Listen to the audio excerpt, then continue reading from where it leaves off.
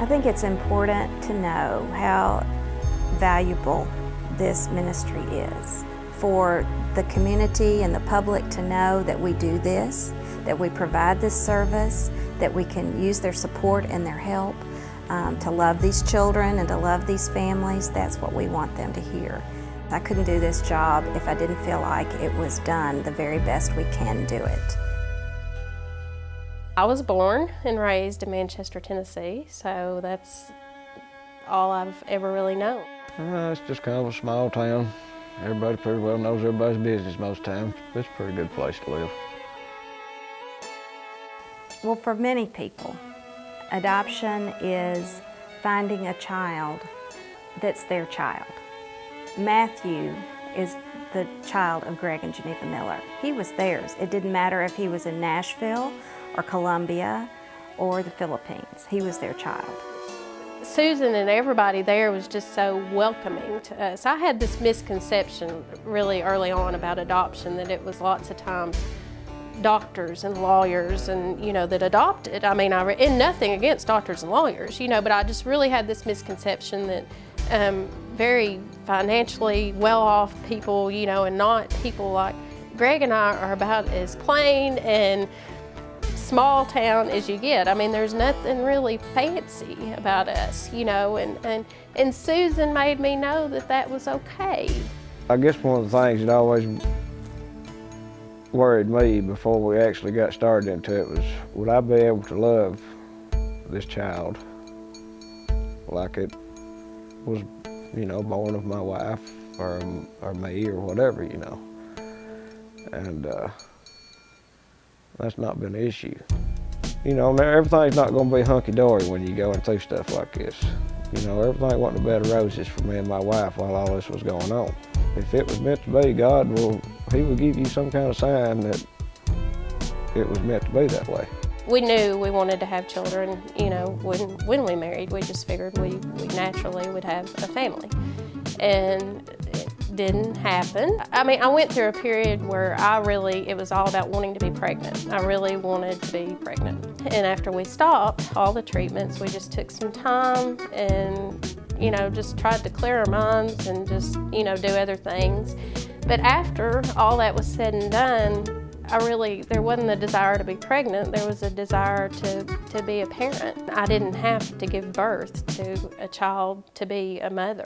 So we started looking into adoption, and Geneva she just always had a feeling that God was calling us to adopt, internationally.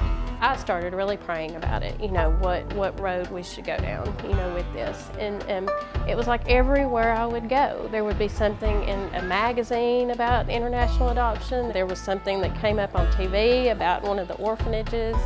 And it was everywhere. It was just like bombarded, on me. So I knew, right then that God was not going to let this be. When we talk with families about adoption, we let them know of all the opportunities that they might have out there. And the adoptions in the Philippines struck a chord with Greg and Geneva. They could have adopted domestically, but they really felt drawn to the people and to the need that the children there would have. Greg had never, ever been on an airplane before, ever. I had flown to Los Angeles before, and I was terrified of flying. But going to get my children and going to get Matthew first, I was on a mission. When we left Nashville and flew to Detroit, it's like, I thought, oh, this won't be nothing. Everybody kept telling me about this airplane flight, Yeah, when we left Detroit to go to Japan, now that was something. When we landed in Manila in the Philippines, and you talk about two people that were, it was definitely like the Clampetts traveling. There's thousands of people, and there's, you're not in Kansas anymore, by no means. We pulled into Matthew's orphanage, and there he was, and he was dressed in an outfit that we had sent over several months before that was way too big for him. We had sent over pictures of us, so he kind of looked at us like, I've seen you, and I've heard people talk about who you are.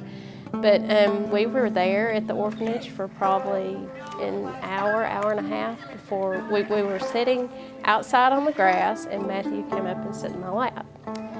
And the first thing I did was just smell his hair and touch his head, because I had waited for so long, you know. I mean, he sat in my lap, and I just breathed him in, and it was one of those moments I'll remember forever and ever. In the Philippines, everybody was nice. I mean, we never really ran into nobody that was out of the way or said anything out of the way. They was all hospitable and, you know, treated us just like, you know, one of their own. Now, Vietnam was a little bit different. We knew that we wanted to have another child. So when we initially started looking, we had thought about going back to the Philippines again, but it's just a long process. So we decided we'd go through Vietnam. Marley was in a very remote orphanage in a province called Kinh Giang, and we arrived there, and it was about 4:30 in the afternoon, and Marley was sound asleep in her crib. And they just basically went over there and got her out of her crib and handed her to us. They never told us bye. They never hugged Marley bye. They never, which with Matthew's orphanage, they cried, I mean wept when Matthew left, and they never anything with Marley. And it was hard. She was covered in scabies, which we knew that from pictures we had received, which is not uncommon, you know. We came home, and it wasn't good for several months. It just took her a long time to adjust. So that it just goes to show you that it's not all. I think a lot of people sometimes are hesitant to say that, I think as an adoptive parent, sometimes you're afraid to say that things are hard because you've waited so long to become a parent, and you don't want anybody to think that, oh, well, you know, you should have known this going into it, or you know, that this is what parenting is, and you do know it going into it, but it's not to say it's not hard. I mean, when you're going, Marley didn't sleep for months. I mean, she'd sleep for 15-minute stretches at a time. She still has walls that are, you know, those walls have been taken down with her father and I greatly, but she's still not, does not trust others. Matthew, he's very outgoing. He's very smart. Matthew's Mr. Social. He knows no strangers. He talks all the time. I told my wife he's either going to be a politician or a preacher. And Marley, she's smart, but she's cut and dry. She's real cute. She looks like one of these kids you want to run up and grab and hug, but not with her. You don't do her that way. She's going to be your friend. You're not going to be hers until she says you can. But yeah, they're both pretty good kids. As a social worker and as a staff person here, we're here to serve. And so we really pay attention to relationships that we have with our clients. It benefits our community, it benefits the world when people are able to be successful in this type of endeavor. If they're well prepared, if they're well supported, if they feel that we're their advocate, then they can do amazing things.